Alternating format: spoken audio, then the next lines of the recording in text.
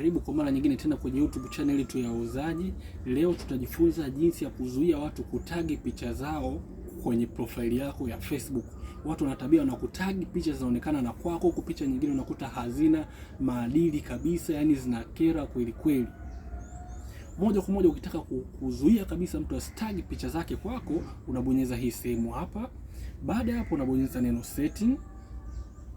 Baada ya hapo unapandisha juu, unabonyeza sehemu pameandikwa profile and tagging. Unabonyeza hapo. Baada ya hapo unabonyeza who can post on your profile.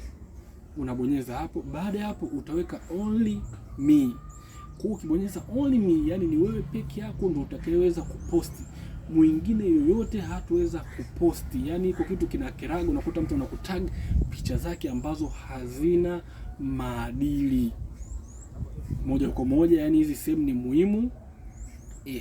Sema ni vizuri ukazima tu ya kwanza hapa, who can post on your time on your profile. Basi ukiweka only me kama mimi hapa, mtu yote hataweza kabisa kuweka picha zake zisizokuwa na maadili kwenye profile yako kwa kukutag. Karibu sana, usiache kusubscribe, video nyingi tayari zishawekwa na nyingine nyingi bado zinakuja. Karibu sana.